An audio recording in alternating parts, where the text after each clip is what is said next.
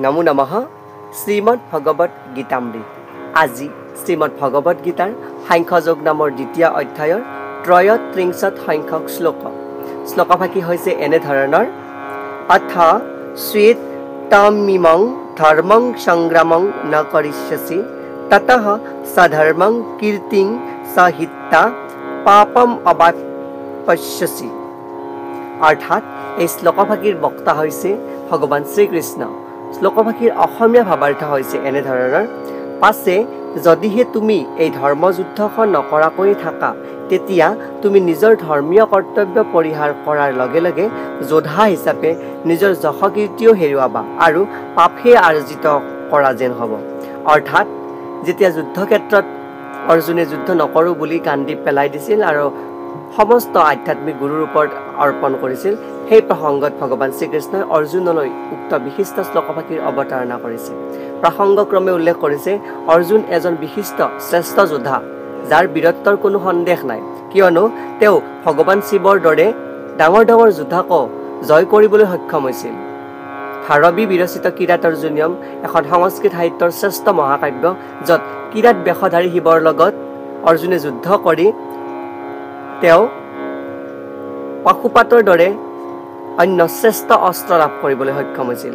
লগতে তেওঁৰ শ্ৰেষ্ঠ গুৰু দ্ৰোণাচাৰ্য তেওঁৰ লগতো অস্ত্ৰবিদ্যা লাভ কৰি তেওঁৰ পৰা বিশিষ্ট বৰ লাভ কৰিছিল যে এপাত এনেকুৱা অস্ত্ৰ মই তোমাক প্ৰদান কৰিলোঁ, যি অস্ত্ৰৰ দ্বাৰা তুমি নিজৰ গুৰুকো বধ কৰিব পাৰিবা। সেয়েহে অৰ্জুনৰ ধনুৰ্বিদ্যাত বা তেওঁৰ বীৰত্বত কোনো সন্দেহ নাছিল, কিয়নো অৰ্জুন এজন শ্ৰেষ্ঠ বিশেষজ্ঞ বা শ্ৰেষ্ঠ যোদ্ধা বুলি সকলোৱে পৰিচিত আছিল। আনকি তেওঁ নিজৰ ধৰ্মপিতৃ ইন্দ্ৰয়ো বৰদান দিছিল, তেওঁৰ পৰা প্ৰশংসা লাভ কৰিছিল।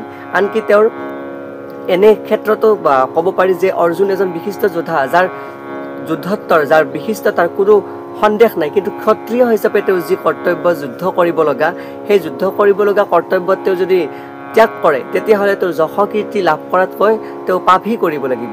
কিয়নো ইয়াতে উল্লেখ কৰিছে যে যদি যুদ্ধ ত্যাগ কৰি তেনে স্থলত তেওঁ ক্ষত্ৰিয় ৰূপে নিজৰ স্বধৰ্ম ত্যাগ কৰাৰ দৰে দোষেই যে হ'ব এনেই নহয়, লগতে সকলো খ্যাতি আৰু সুনামো হেৰুৱাবলৈ তেওঁ বাধ্য হ'ব আৰু নৰকলৈ যোৱাৰ এটা ৰাজ আলি বান্ধি লোৱাৰ দৰে হ'ব। আনকি কথাত ক'বলৈ হ'লে যুদ্ধ কৰাৰ বাবে নহয়, কিয়নো ইয়াতে উল্লেখ কৰিছে যে যদি অৰ্জুনে যুদ্ধ নকৰি গাণ্ডি পেলাই দি তেওঁ আত্মকুটুম্বৰ মোহত যদি বিভোৰ হৈ থাকে, তেতিয়াহে তেওঁ নিজৰ যশকীৰ্তি হেৰুৱাব আৰু ক্ষত্ৰিয়ৰ ধৰ্ম লোপ পোৱাৰ দৰে তেওঁ নিকৃষ্ট কৰ্ম কৰিব। সেয়েহে তেওঁ এই যুদ্ধ কৰিলে কোনো হিংসাৰ আশ্ৰয় লোৱাৰ যেন নহয়, বৰঞ্চ অহিংসা কৰাৰ দৰেই হ'ব আৰু তেওঁ যশকীৰ্তিহে বৃদ্ধি হ'ব। আৰু যদি তেওঁ যুদ্ধ নকৰি অন্য কৰ্ম কৰে, তেতিয়াহ'লে তেওঁৰ নৰকলৈ যোৱা পথ সুগম হ'ব। সেয়েহে অৰ্জুনক ভগৱান শ্ৰীকৃষ্ণই কৈছে, তুমি এই যুদ্ধ কৰা আৰু নৰকলৈ যোৱাৰ পৰা তুমি নিজকে ৰোধ কৰা আৰু তুমি নিজৰ ধৰ্মযুদ্ধত বা ক্ষত্ৰিয়ৰ ধৰ্ম পালন কৰা। এই প্ৰসংগতে উক্ত বিশিষ্ট শ্লোকভাগী অৱতাৰণা কৰিছে। ধন্যবাদ।